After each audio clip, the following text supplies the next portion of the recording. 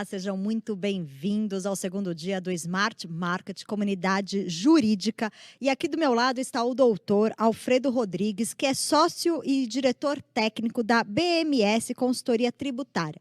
Ele vai fazer uma palestra sobre soluções e casos de sucesso em contribuição previdenciária. Alfredo, muito obrigada por estar aqui. Agora é com você. Muito obrigado, Roberta.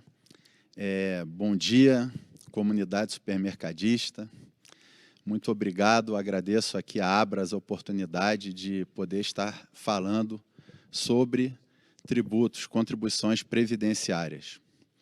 A BMS Tributos Tributários, Consultoria Tributária, ela é uma empresa que tem uma experiência aí de mais de 15 anos na área, vem atuando e auxiliando ao longo desse tempo mais de 1.000 empresas, recuperou alguns bilhões de reais para essas empresas e recentemente, aí menos de 5 anos, eu tive a oportunidade de sair da Receita Federal e juntar forças aí com meus amigos e hoje sócios da BMS. Me pediram aqui para montar uma apresentação e essa apresentação ela traz primeiramente um currículo resumido, então vou passar um pouco aqui. Eu sou advogado e administrador, atuei 15 anos na Receita Federal, especificamente na área de contribuições previdenciárias. Trabalhei em algumas operações aí nacionais conhecidas, como Operação Navalha, Operação Lava Jato.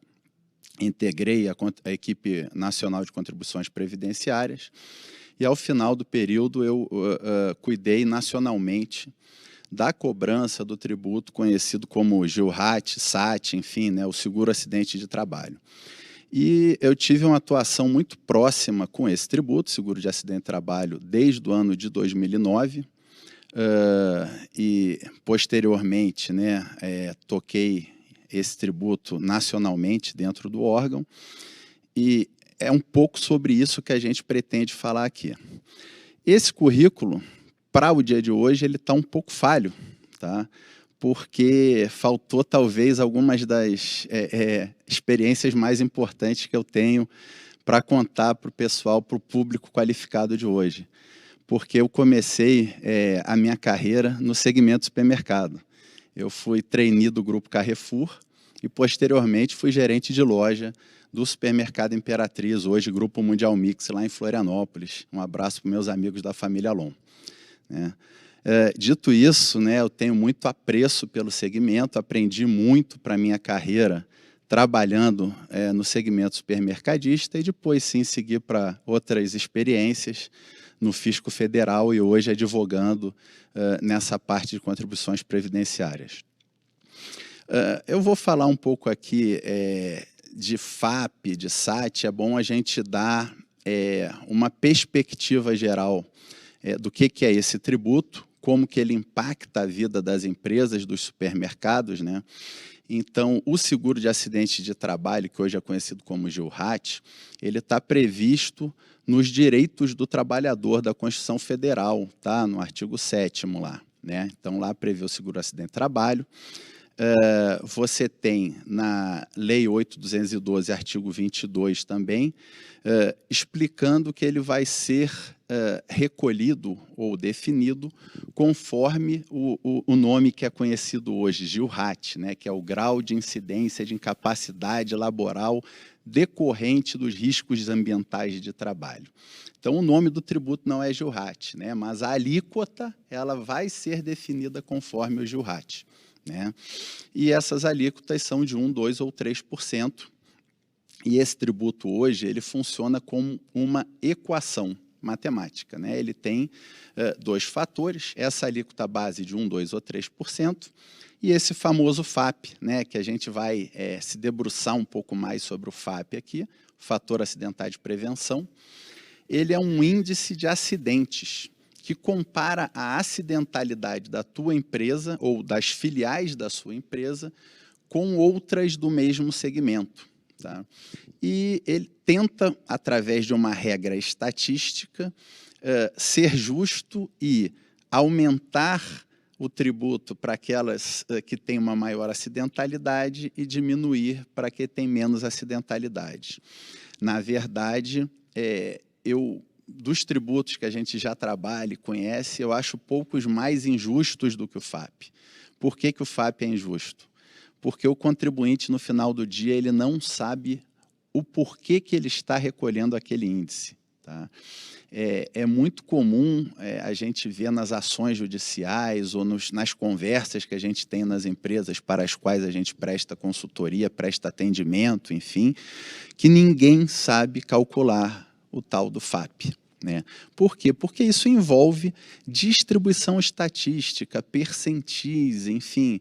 Então, é muito triste você ter que imaginar que um contribuinte está sujeito ao recolhimento de um tributo, onde a alíquota desse tributo ela é definida de uma forma tão complexa, tão cheia de detalhes, que a gente não consegue muito entender. Poxa, mas será que esse número que me apresentaram está correto? Como é que eu posso checar isso? E isso vai dentro das atribuições aí e das expertises da BMS. A BMS, então, ela sabe calcular o FAP, sabe chegar no detalhe. O FAP ele tem 4 casas decimais, 4 casas depois da vírgula. Né? Então, a gente consegue calcular qualquer alteração, qualquer redução que a gente venha propor e demonstrar para a empresa, enfim, a gente consegue chegar e dizer, olha, o valor é tanto, o que a gente tem ou pode recuperar é tanto. Mas, então, eu acho injusto por conta disso. É muito difícil você estar recolhendo um negócio que você não tem como entender. Não é 10%, não é 5%. Ele enfim. Então, o FAP, né, ele foi criado numa lei de 2003, né, Lei 10.666, e ele é esse índice de acidentes, e ele pode aumentar a sua alíquota em até 100%, ou seja, dobrar, e pode diminuir até 50%, ou seja, cair pela metade. Né? Então, é bem importante, pode aumentar ou diminuir bastante a carga tributária incidente sobre a folha do seu supermercado. Então, a gente montou um exemplo simples, tá? Para tentar chegar na cabeça das pessoas, porque, tudo bem, o índice é complicadíssimo. O percentual é super variável, né? Então ele pode variar lá de um pouquinho até um montão, e ainda tem o outro índice que aumenta ou diminui. E aí, como que isso impacta o meu negócio, né?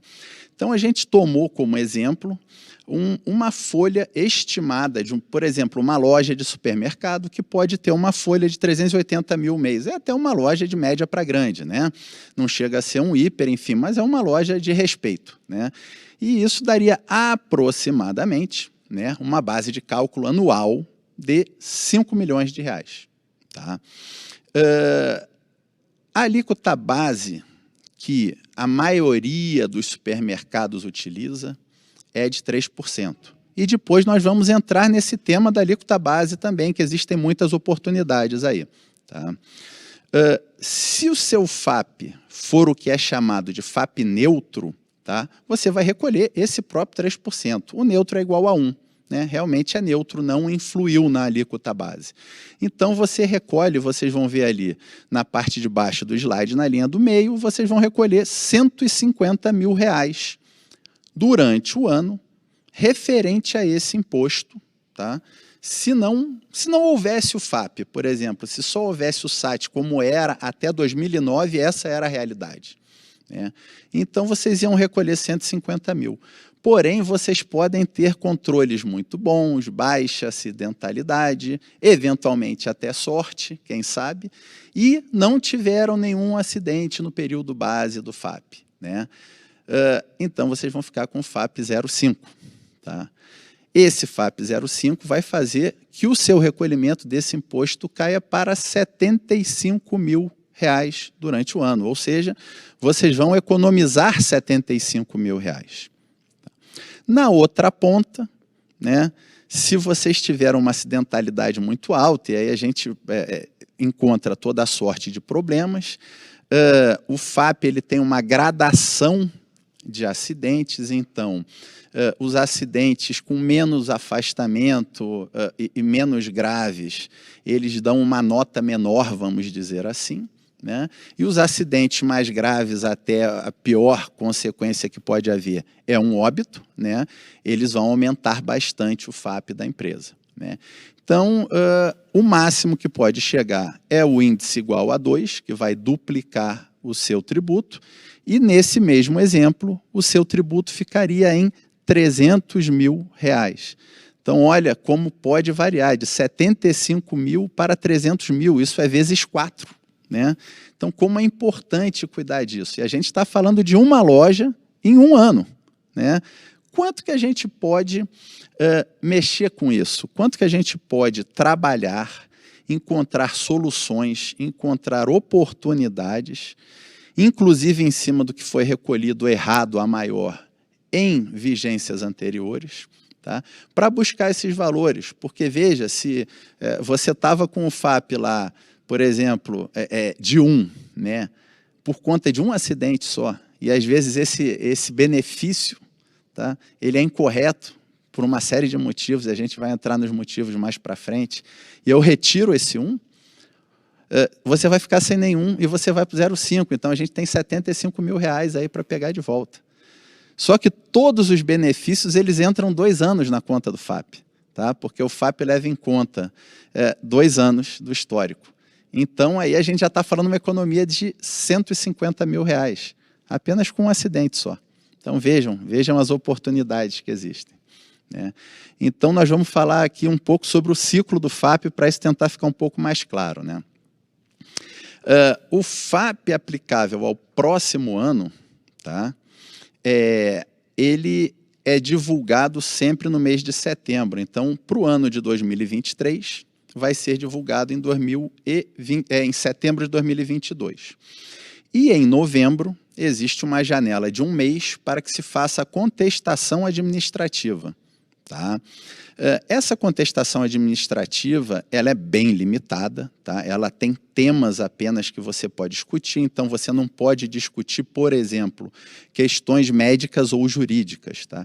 E é muito comum, principalmente quando existe a contestação interna da empresa, ou seja, a própria área de saúde e segurança do trabalho da empresa, ela faz a contestação, e em muitos casos é o que acontece, tá? É muito comum você encontrar discussão de questões médicas.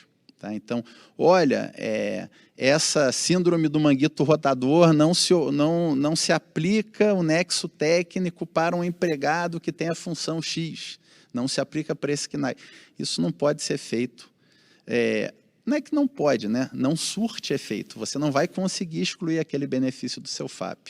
Por quê? Porque não é o local correto para você fazer essa discussão.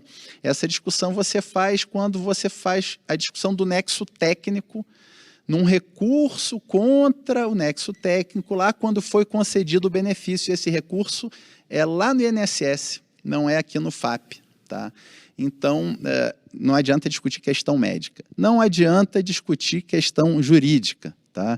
Então, é muito comum a gente ler nas contestações dos nossos clientes que eventualmente fizeram em outros anos, ou com jurídico interno, ou com, eventualmente, outras empresas e tal. Olha, a gente entende que é inconstitucional o bloqueio de rotatividade. Não adianta você alegar inconstitucionalidade numa contestação administrativa de FAP. Não adianta você alegar que é ilegal, você não concorda com o nexo técnico porque a lei não deveria ser daquele jeito. Enfim, questões jurídicas não adianta alegar. Você só pode alegar erros de insumos. Então, você pode alegar, por exemplo, que determinado acidente que gerou um benefício que está pesando no FAP da sua empresa aconteceu quando o empregado trabalhava em outra empresa. Isso você pode alegar. Tá? Você pode alegar, por exemplo, que um determinado acidente ele é oriundo, o determinado benefício é oriundo de um acidente de trajeto. Tá? E desde 2018 os acidentes de trajeto não podem mais entrar no FAP. Então, esse tipo de questão você pode alegar. E, eventualmente, vai ser aceito se você preencher de forma correta os formulários de contestação. Tá? Mas é uma questão bem técnica, você precisa de experiência, não adianta, às vezes você tem até um mérito, uma razão de ser, mas se você não preencher da forma correta, né, eventualmente no julgamento pelo Conselho de Recursos da Previdência Social não vai ser analisado ou vai ser negado. Tá? Uma questão muito importante, né, tá até em negrito, o prazo médio de julgamento dessas contestações, tá, é 5 anos. Então, vejam, olha só o absurdo, você contesta às vezes, por exemplo, como a gente teve um cliente nosso agora recente, até supermercado também, fez a contestação contra o FAP de 2016, tá? Lá em novembro de 2015, e foi julgado em meados para o final de 2021, isso aí. Então, praticamente 6 anos a demora desse julgamento. E no final a Receita ainda queria dizer, teve um pequeno êxito e a empresa teve direito de recuperar algum valor, e no final a Receita ainda queria dizer que estava prescrito o direito da empresa recuperar esse valor por conta de uma mora da Receita. Logicamente que isso foi revertido, enfim, que existe o direito, esse efeito suspensivo durante a contestação, ele não é nem discutido, isso aí é um fato, né? E está inclusive nos decretos que regem o FAP. Então, a fórmula é essa, o FAP calculado no ano X, aplicado no ano X mais 1, leva em conta a acidentalidade dos anos X menos 1 e X menos 2. Como a matemática é complicada, a gente vai, por exemplo, prático, né? Ano de 2023, ano que vem, né? O FAP vai ser divulgado e calculado em 2022. Leva em conta anos de 20 e 21. Né? Então, vejam, anos de pandemia, anos problemáticos, né? Com toda uma questão diferente aí de doenças, enfim, de realidades diferentes para se tratar. Né? Então, a revisão do FAP, tá? Essa revisão, ela vai poder agir de uma forma muito mais ampla. Por quê? Porque o judiciário está aí para isso, né? Então, ele vai aceitar a discussão de uma série de outros temas, onde o CRPS ele não analisa, ele tem uma análise muito superficial. Né?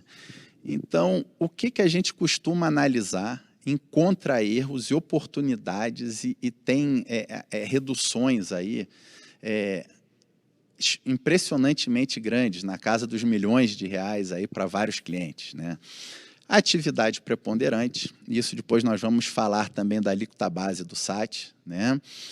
Atividade preponderante, se tiver errada, pode gerar um aumento artificial do seu FAP. Já encontramos isso em supermercado, vou dar um exemplo aqui, logicamente não vou dizer o nome do santo, né? Mas teve um cliente nosso, tá? Que ele estava com todos os estabelecimentos como hipermercado. Né? E é uma questão técnica lá da tabela do IBGE, mas é um elemento objetivo. Tá? Então, mini mercado até 300 metros, supermercado de 300 a 5.000 metros, e para uma loja ser considerada hipermercado, ela tem que ter mais de 5.000 metros de área de venda. Tá? Então, desde lá de trás, 300 de área de venda, né? 300 a 5.000 área de venda, acima de 5.000. Logicamente que nessa rede ele não tinha todas as lojas acima de 5.000 metros de área de venda, ninguém tem, né? Enfim, eventualmente algum... Não, acho que ninguém tem mesmo. E aí a gente recalculou o FAP dessa empresa utilizando o KNAI correto, o KNAI do supermercado. Né, naquelas lojas, logicamente, que tinham área do tamanho do supermercado. E depois tem outros fatores também a serem considerados. E isso levou a uma redução importante do FAP em todas as lojas, em torno de 10% do índice caiu em cada loja em diversos anos em sequência. Tá? E aí a gente está falando de um crédito, tá? Lógico, era um supermercado bem grande, mas de um crédito de 8 dígitos. Aí, então, bastante dinheiro. Né? Análise dos benefícios. Tá? Isso é a coisa que mais toma tempo, é mais importante. A gente encontra benefícios, tá?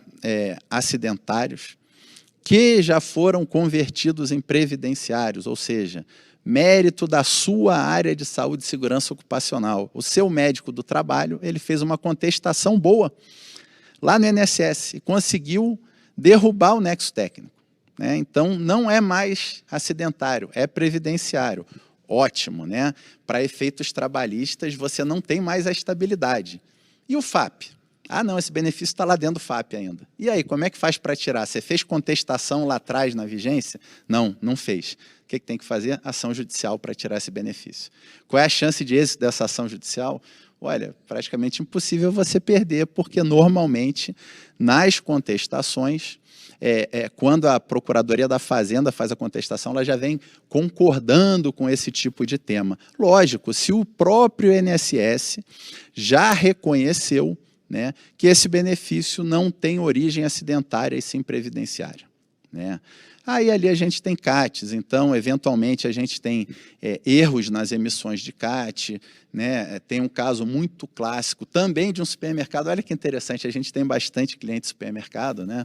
É um supermercado que houve um equívoco, e uma CAT de óbito, infelizmente, ela foi emitida 2 vezes. Então, vocês imaginam, eu falei no começo da apresentação que o óbito é o que mais pesa no FAP. Imagina 2 óbitos num mesmo estabelecimento de uma mesma empresa, 2 anos seguidos. Né? Então, a gente já conseguiu, já teve êxito, já conseguiu excluir essa duplicidade no óbito. Logicamente, não foi muito difícil explicar para o juiz que o cidadão não faleceu 2 vezes, né? Mas são coisas que acontecem. Né? Às vezes, numa distribuidora de energia enorme, a CAT de óbito foi feita na filial errada. E, em vez de fazer numa filial pequenininha, fizeram na matriz. O impacto, a diferença de impacto dessa CAT de óbito feita na filial errada foi milionária também.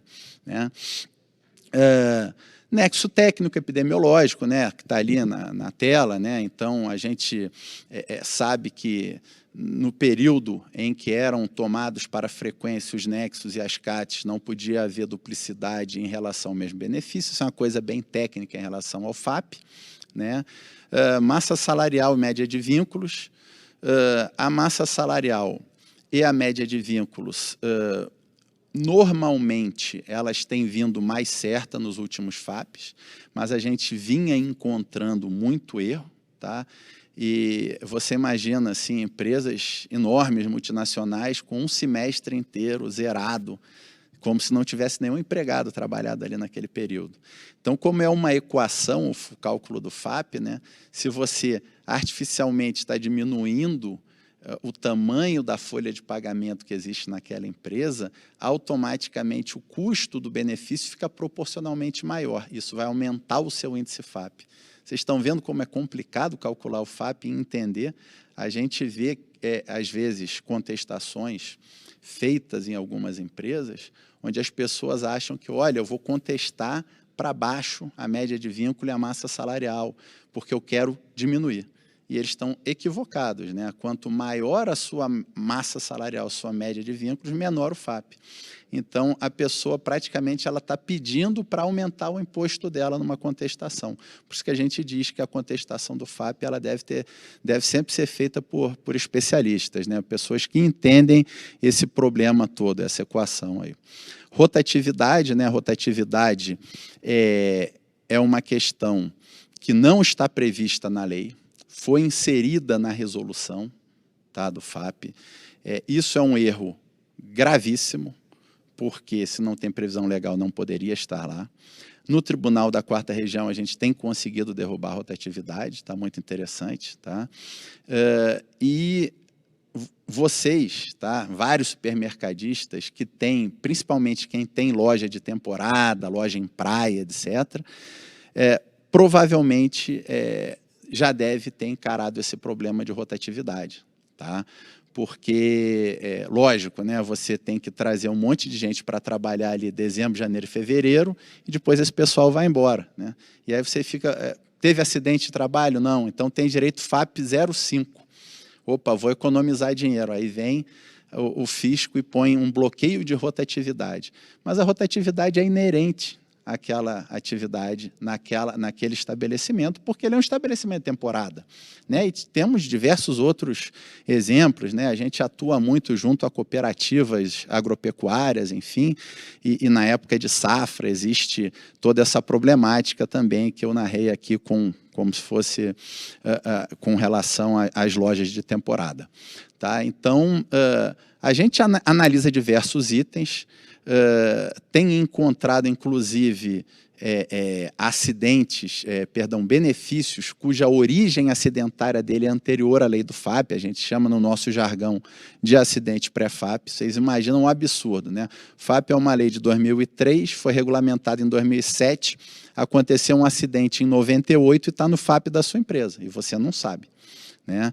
Então, isso aí é um problema, e o problema atual com relação ao FAP, tá? E que vem aumentando de uma forma equivocada o FAP de diversas empresas, a gente viu isso ocorrer primeiro no segmento industrial, tá? Mas agora tem explodido também no varejo, são os benefícios oriundos de ação judicial. Tá? Então, como é que funciona uma ação judicial para a concessão de benefício acidentário? Tá? Ainda que o INSS esteja no polo passivo, a competência da Justiça Estadual. Tá? Então, o seu empregado, né, desculpa, a gente está acompanhando aí o seminário todo, aí, todo esse evento da Abras, é muito bonito o pessoal falando colaborador, né? E o pessoal de pessoas assim deve se arrepiar com o Alfredo falando empregado, mas a terminologia da lei é empregado, então a gente não pode fugir de falar empregado, a gente não pode falar nem funcionário, nem colaborador, nada disso, terminologia é empregado. Vocês desculpem aí, mas é a realidade. Então, o seu empregado, ele vai à Justiça Estadual, tá? E ele vai entrar com uma ação pedindo um auxílio acidente, que é para a vida inteira, que vai dar um dinheiro, né, uns 50% a mais de salário para ele aí e tal, porque ele teve um afastamento ali. E o juiz estadual concedeu lá, né? Enfim, o INSS recorreu, o TJ confirmou, ele recebeu o benefício. E agora, o que acontece? Bom, o que o INSS tem feito, a Previdência, né? Eles pegam esse benefício e colocam no seu FAP. Poxa, mas assim? Assim, desse jeito, né? O que seria o certo, né? Eventualmente, se entende que você é culpado, faz uma ação regressiva contra a sua empresa. O que acontece na vida real, né? O acidente aconteceu em outra empresa. O acidente pode ter sido com o cara jogando futebol no final de semana, caiu de moto andando com a namorada, enfim, etc. Uma série de questões onde a empresa não teve a oportunidade de se defender. Ah, mas ela poderia ter ido no processo se defender. Não, não poderia. O STJ já se manifestou, essa ação é segurado contra o INSS, a empresa não pode se manifestar. Espera aí, mas ela não pode se manifestar e o benefício vai para o FAP dela? Vai de forma errada, porque a Previdência está abusando da boa-fé do empresário, né? A sentença, né, isso está no CPC, enfim, a sentença ela só faz coisa julgada entre as partes. Entre quem? Entre o segurado e a Previdência. A sentença foi para conceder o benefício. Em momento nenhum mandou colocar o benefício no FAP da empresa. E como a empresa não foi parte no processo, ela não pode ser prejudicada também por esse processo. Tá? Então, isso tem explodido o FAP das empresas. Tá? Benefícios concedidos de forma judicial. A BMS é super cuidadosa em levantar todos eles, tá? E pedir a exclusão desses benefícios do FAP das empresas. Tá? Então, isso é uma questão que tem sido muito relevante ultimamente. Tá? A forma de trabalho, então, a gente faz uma análise inicial com base nos dados do sistema FAP Web. O sistema FAP Web, para quem trabalha na área, né, de pessoas, enfim, folha, etc., está habituado. É o sistema onde você consulta o FAP que você vai utilizar ano a ano. E o que a gente se especializou em fazer? A gente sabe que as áreas de folha, de pessoas das empresas, estão super sobrecarregadas, cada vez a gente precisa que elas façam mais com menos gente. E a BMS procura investir em tecnologia, tá, para tirar trabalho. Então, não vou te pedir 300 informações, te pedir um monte de detalhamento, não. A gente vai tentar obter o máximo possível de informação com o que já está nos sistemas. Tá? Então, a gente vai pesquisar as ações judiciais nos tribunais, vai analisar as informações do FAPWeb, vai analisar uma série de outras questões, vai nos sites da Previdência que você tem acesso com aquelas mesmas informações ali, enfim, e já monta um relatório de oportunidades com valores estimados. Então, assim, antes de, a qualquer momento, a sua área de pessoas ter que se movimentar, gastar tempo para passar alguma informação para a BMS, você já tem uma boa ideia de onde você vai chegar com esse trabalho. Olha, tem um relatório aqui que eu já tenho 1,5 milhão levantado. A BMS vai me perguntar mais alguns detalhezinhos aqui que pode aumentar esse valor, né? Mas eu já tenho isso. Opa, então vale a pena eu movimentar a minha área de gestão de pessoas aqui, enfim, né? Porque eu já tenho uma expectativa boa para isso. O ciclo completo do trabalho, né? E aí depende muito do que cada empresa já fez até aqui, normalmente é fazer um mandado de segurança para julgar aquelas contestações de nexo técnico que estão pendentes. Tá? Então, o que acontece? Se a sua empresa tem uma área de SST bem ativa, tá? Toda vez que um médico perito do INSS ele faz um nexo técnico que diz que determinado afastamento é oriundo de acidente de trabalho, se o médico da sua empresa não concordar, ele vai contestar. Só que essas contestações também demoram muitos anos a serem julgadas. E qualquer contestação que tiver pendente há mais de um ano, a gente consegue acelerar via MS. Então, a primeira etapa é ver o que nós vamos conseguir extrair daquilo que a empresa já faz bem feito, que é a contestação. Ela tem um médico bom, ela já conseguiu contestar, já conseguiu converter X benefícios. Vamos ver do que está pendente de julgamento, o que a gente consegue que seja julgado para que tenha mais benefícios convertidos de acidentário em previdenciário. Tá? Posteriormente, se a sua empresa já faz a contestação do índice FAP, aquela contestação anual, onde eu falei que pode ser contestado poucas coisas, enfim, nós vamos também acelerar essa contestação. Já fizemos para alguns supermercados clientes nossos, com um bom resultado, tá? Porque eles já tinham uma área interna muito forte, assim. Ainda assim, sempre sobra muita coisa para a gente fazer na terceira etapa do trabalho. Tá?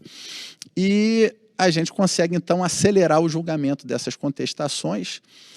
Já vem uma redução reconhecida administrativamente desse julgamento e a gente aproveita o primeiro valor. E isso aí é muito importante, a estrutura que a BMS tem de retificação de declarações, cumprimento de obrigações acessórias, enfim. A BMS faz milhares de decomps aí mês e tal, então tem uma experiência muito grande com isso, né? Então, já está embutido no pacote do trabalho. Veio esse primeiro julgamento, vamos aproveitar. A BMS te dá o crédito prontinho para utilizar. Tá? E aí, posteriormente, né, a gente ajuiza a ação com o que não foi aproveitado, o que não conseguiu se vencer, ou que ainda não sabia que existia de oportunidades. E aí nós vamos discutir isso no judiciário. E é muito interessante que a gente tem tido em torno de 70% a 80% de reconhecimento pela Fazenda Nacional, tá? Na própria contestação. Eles vão discutir talvez aí 20%, 30%, 40% dos itens que nós colocamos, porque eles sempre querem discutir alguma coisa, né? E na sentença de primeira instância é raro, mas muito raro a gente perder alguma coisa. Normalmente a gente leva tudo. Ontem, inclusive, eu estava mostrando para um cliente nosso aqui, que saiu a sentença dele no final do mês passado. Eu encontrei com ele aqui no evento da Abras e mostrei, e a gente, no caso dele, levou tudo, tá? 100%, então, de procedência em primeira instância. E, logicamente, tem se mantido e a gente tem conseguido recuperar esses valores. Lógico, o prazo de tramitação varia de tribunal para tribunal, de tema para tema que está se discutindo, mas é um trabalho muito interessante e é um trabalho contínuo, ele é cíclico, tá? Então é diferente, por exemplo, de um mandado de segurança, onde você está discutindo lá não incidência, enfim, de uma verba previdenciária ou ICMS na base de cálculo PIS e COFINS. Tá? Você ganhou aquilo, nunca mais você vai botar o ICMS na base de cálculo PIS e COFINS. Aqui não. Tá? Aqui no ano que vem, novamente o INSS vai colocar benefícios indevidos no seu FAP. Tá? Então, a gente vai ter que estar acompanhando isso sempre, né? Por que está errado? O que aconteceu de errado? Onde aconteceu aquele acidente? Em qual empresa o empregado trabalhava na época, etc. Então, é um ciclo contínuo. A gente vai lá, faz uma ação, discute 3 anos, recupera o valor para o cliente, daqui a pouco vai e trabalha mais alguns anos nisso aí. Né? Isso é uma estimativa aí que foi feita com base em trabalhos que nós fizemos. Então, normalmente a gente recupera pelo menos 1% ao ano total da folha, né? Nos últimos 5 anos.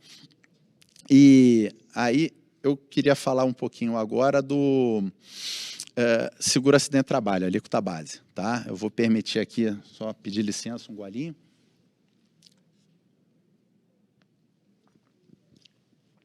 Então, no início, a gente estava falando, né, que o FAP, esse índice de acidentes, ele incide sobre a alíquota base do seguro acidente de trabalho, e eu falei que talvez aí 90% do setor supermercadista esteja recolhendo a alíquota de 3%. E esse recolhimento, muitas vezes, ele é feito de forma indevida. Tá? Existem muitas oportunidades de você rever a alíquota base. Como é que funciona essa alíquota base? Tá? Então, ela está prevista no anexo 5 do decreto 3048, que é o regulamento da Previdência Social, tá? E ela deve ser tomada por estabelecimento, conforme a particularidade de cada estabelecimento. E qual é a regra? A regra é definida em súmula do STJ, é a súmula 351, que diz que o que vale é a atividade preponderante de cada estabelecimento. E a atividade preponderante de cada estabelecimento é aquela que ocupa o maior número de segurados empregados e trabalhadores avulsos. Tá? E o que isso quer dizer? Como é que você descobre qual é a atividade preponderante? Ah, mas a minha atividade preponderante é supermercado. Não, não necessariamente. Tá? Isso vai envolver uma série de variáveis. O que você tem que levar em consideração? Tá? Você tem que levar em consideração a receita, sim, lógico. O tipo de empregado que está trabalhando. Então, a gente faz uma análise do CBO, Classificação Brasileira de Ocupação, né? Mas não é simplesmente pelo tipo de CBO que você vai definir, porque você tem operador de caixa em qualquer operação de varejo. Então, não é simplesmente pelo fato de ter um operador de caixa na sua loja que você vai ser uma loja de vestuário ou um comércio de alimentos. E se esse comércio de alimentos ele é de mercadorias em geral, com predominância de gêneros alimentícios, ou ele é preponderantemente de alimentos, e aí é uma outra classificação. Né? E já falei outros exemplos, você é um supermercado, você é um hipermercado ou você é um mini mercado? Porque se você tem, às vezes, lojas pequenas de bairro, você pode ter lojas aí nesse formato e que estão no padrão de mini mercado, mas você está pagando como supermercado. Mini mercado paga mais ou menos que supermercado. Hipermercado paga mais ou paga menos que supermercado. Tá? De onde vêm as regras que têm que ser seguidas? Então, você tem que seguir toda a normatização do CNAE-CONCLA para achar o código, aquele código de 7 dígitos do CNAE, porém, a atividade econômica da filial, e vocês têm atividade econômica supermercado, ninguém está dizendo que vocês não são um supermercado, a atividade econômica não necessariamente vai ser a atividade preponderante para efeito do seguro-acidente trabalho. Tá? Isso está em diversas decisões do STJ, tá? E mais, isso está em 4 soluções de consulta da COSIT, o órgão máximo da Receita Federal, que fala, que responde às consultas. A mais recente é a 28 de 2020, mas tem a 180 de 2015, enfim, tem diversas outras que repetem isso, que a atividade preponderante para efeito de seguro-acidente de trabalho não é necessariamente aquela atividade econômica. Tá? O CNAE econômico, o CNAE fiscal não é atividade preponderante. Isso está escrito lá nas soluções de consulta da Receita e nas decisões do STJ. Tá? Não precisa estar no cartão do CNPJ e não precisa estar no contrato social. Tá? Então, a gente tem que analisar que vocês têm estabelecimentos que são estabelecimentos administrativos. A gente tem que analisar que vocês têm, e tem muitos centros de distribuição. O centro de distribuição é um supermercado? O que está escrito na atividade? Comércio varejista de mercadorias em geral com predominância de gêneros alimentícios. Você tem repositor, operador de caixa ou açougueiro no seu centro de distribuição? Não tem. Então, você não faz comércio varejista no seu centro de distribuição, você faz outra atividade. É isso que a gente precisa analisar. E na sua loja? Na sua loja você tem mais açougueiro, você tem mais padeiro, você tem mais operador de caixa, você tem mais repositor. Então, a gente tem que analisar junto o ambiente de trabalho, a quantidade e o tipo de empregados e o faturamento. Tudo isso junto, para aí sim chegar na atividade preponderante. E aí a gente pode reduzir esse 3% para 2%, eventualmente para 1%, dependendo da situação. Tá? Cada caso é um caso, não tem fórmula mágica, isso serve para todo mundo. Não, é um trabalho técnico de análise e que vai trazer muito resultado. O resultado tem trazido, já foi feito esse trabalho em diversos supermercados pela BMS, valores super importantes na casa dos milhões também. Tá? Então, recomendo que busquem essa oportunidade de estudar a atividade preponderante das lojas, dos CDs, de outros estabelecimentos, eventualmente, onde se fabrica pães, onde, enfim, a gente sabe que os supermercados têm estabelecimentos das mais diversas naturezas e a gente tem que estar de olho no CNAE, na atividade preponderante que está sendo utilizada. Tá? O tempo está chegando no final, então eu vou aproveitar, como a gente está falando de contribuições previdenciárias, para fazer algumas provocações. Tá? Lembrar que saiu recentemente a MP 108 aí, falando sobre teletrabalho. Talvez o segmento não esteja tão afetado pelo teletrabalho, mas a gente sabe que, eventualmente, nas sedes, no pessoal administrativo, pode ser que tenha gente no teletrabalho. Né? E como a gente tudo traz para essa área do SAT, do FAP, né? Essa MP que tratou do teletrabalho, ela regulamentou um monte de questões, mas não falou da acidentalidade, não falou do ambiente de trabalho. Né? E aí, você empresário que tem empregado trabalhando em casa, em teletrabalho, você tem algum controle sobre o ambiente de trabalho dele? Você pode mandar ele mudar o sofá da casa, da sala dele de posição? Se ele tropeçar, cair no chão e bater com um copo na cabeça, a culpa é sua? Ele está no horário de trabalho? Enfim, né? Então, a portaria, essa MP não regulamentou o seguro-acidente de trabalho. Né? E, por fim, aí, uma oportunidade que tem se discutido bastante e vale a pena ser estudada, tá? É a questão dos menores, né? Que tem se falado muito em menor aprendiz. Tem decisões recentes aí de STJ, houve uma decisão recente para a Volkswagen, que foi muito divulgada na mídia, mas a questão aí ela não está ligada diretamente ao menor ser aprendiz ou não. e sim ele ser menor. Tá? Um decreto-lei dos anos 80, tá? Que trouxe essa questão de ele não é segurado, ele é segurado, porém não existe contribuição previdenciária nem para terceiros sobre a remuneração desses menores, menor representado, né? Menor que ainda está sobre a tutela dos pais, enfim. Ah, mas e o aprendiz? O aprendiz a gente sabe que pode ser maior de idade também.